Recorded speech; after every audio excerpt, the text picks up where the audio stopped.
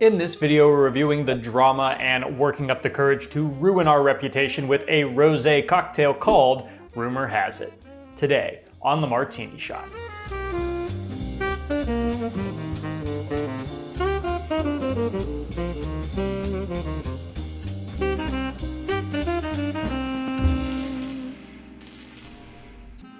Hello and welcome to the Martini Shot, the home of movie reviews and movie-themed cocktails. Before we get into the review, let's whip ourselves up a drink. What is it about wine that gets people revealing their darkest secrets? Beer would never do that to you. Beer keeps your secrets locked up tight in exchange for ballooning your waistline.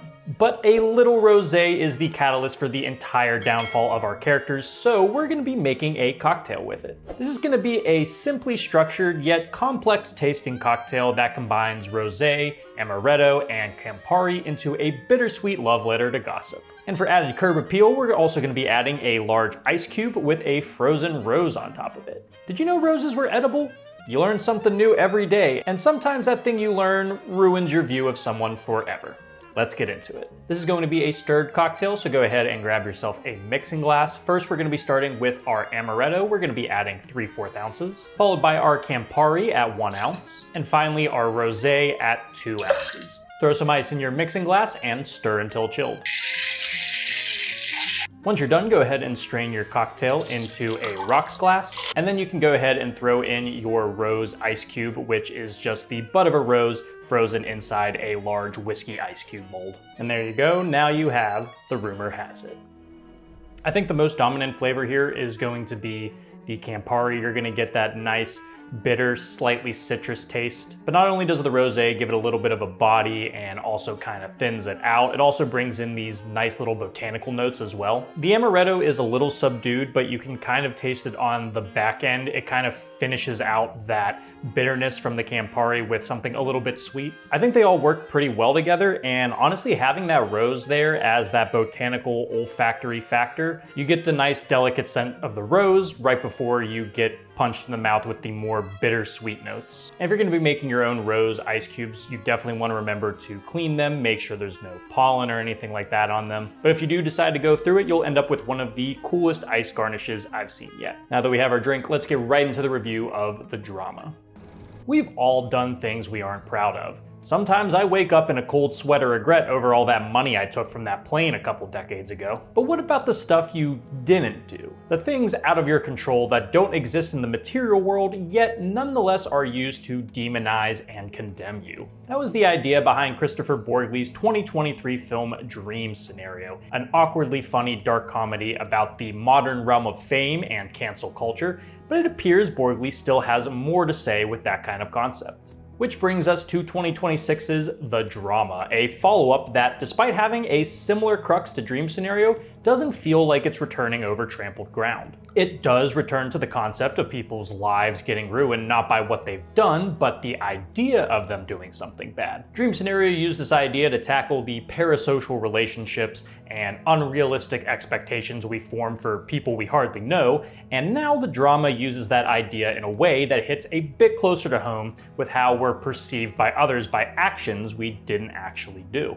And it's one of those films that's gonna make you laugh as much as it makes you squirm. Borgly continues his trend of dissecting the uncomfortable conversations of the modern era in stellar form with perhaps his most poignant film yet. The Drama is one of those films that holds a mirror up to you in real time as you watch, forcing you to make your assumptions and construct your feelings about the characters as they learn new information at the same time as you. It's uncomfortable not just because of the subject matter, but because we're almost living the discomfort alongside the characters. And luckily, we have two of the best actors working together in Zendaya and Robert Pattinson leading the charge through these emotions while also pulling a lot of laughs out as well. Mix that with Borgly's signature style of distorting reality and getting playful with the edit, and you've got a hell of a first date movie that's sure to ruin things in record time. The film follows couple Charlie and Emma just less than a week from their wedding. Things seem all happy and whatnot until a fateful night of drunken oversharing with friends stands to ruin everything. They go in a circle, revealing the worst thing they've ever done, with Emma's being the most shocking. With this newfound info about his bride-to-be, Charlie begins to second-guess their upcoming wedding. But is he overreacting, or are his feelings justified? And what did Emma do? Well, A24 did a stellar job with the marketing for this film because you don't know what it is Emma did going in. But based on the reactions from her friends in the trailer, it kind of makes you want to see the movie all the more. This doesn't have anything to do with the movie itself. I just thought it was great to have a film advertised in such a way where you get a good grasp on what it's about, but not the why. And luckily, the film doesn't dance around the secret either. You learn it very early on, which better helps you sympathize with all characters involved and allows you to slowly develop your feelings about the entire situation. It really is interactive in a way where you feel like you're part of the story because it's not about the secret, it's how people digest it. I won't spoil what it is, but it does make for some compelling reflections on the length of people's forgiveness and understanding, even if it's just over a thought rather than an act. Robert Pattinson's Charlie is the one who really takes the brunt of the info dump, becoming nervous, erratic, and on the verge of a complete breakdown. But there's layers to his feelings, layers that help you see where he's coming from, and layers that make you think he's going about this all wrong. He gets so wrapped up in the concept of the secret that it completely inhibits his ability to see Emma as anyone but the person she was years ago. Pattinson is excellent in a role where you can both root for him and also want to slap him upside the head. Truly one of the best around. And while Zendaya's Emma and her unearthed past are the lightning rod for the drama, the focus is way more about Charlie's reaction to the info. This does put Emma in a pretty sympathetic role, one that doesn't even seem to toy with the idea of her being the same person that she was years ago. It kind of limits Zendaya's potential here, but it does work in service of what the film is trying to accomplish. After all, she's a victim of the crime of thought, not action, but she's still being treated as if she's the latter. This makes the character incredibly interesting on its own, even if it doesn't give Zendaya as much to do as Pattinson here, yet this is in no way a terrible performance. A performance I actually didn't think I would praise as much is Alana Haim's Rachel, Emma's maid of honor. I'm not the biggest fan of Haim's acting credentials as of yet, but I couldn't help but feel she nailed the most relatable character in the film. Not relatable in the sense that I identify with her, but relatable because I know people like her. She's an instigator that's quick to harp on others but deflects any and all blame that comes her way. She is infuriating in this film, and I do think it takes some talent to pull that off, so I gotta give her props for that. Borgley once again puts a lot of emphasis on the edit here, utilizing cuts to play with reality and visually reflecting the anxiety the characters are feeling. It's all very intentional, really amplifying the mental panic the characters are going through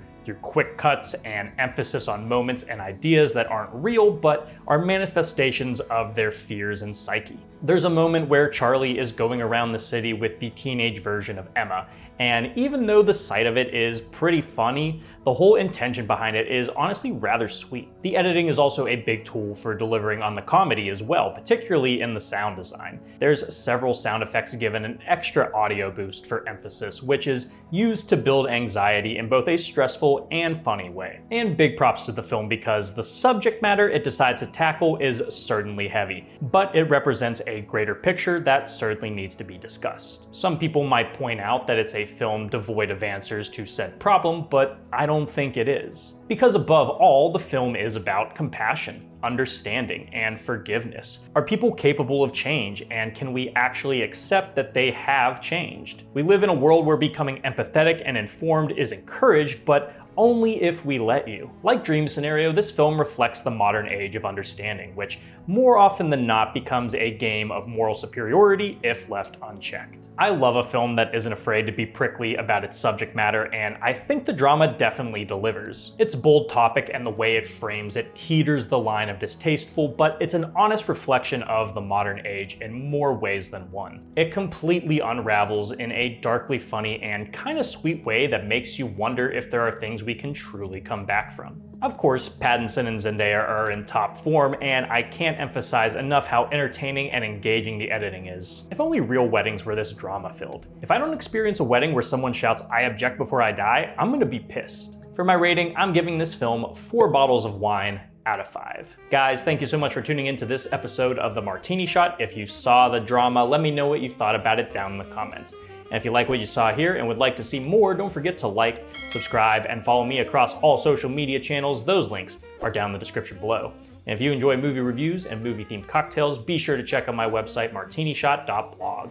Until next time, thank you again for watching. I'll see you in the next one. Live deliciously, but please remember to drink responsibly.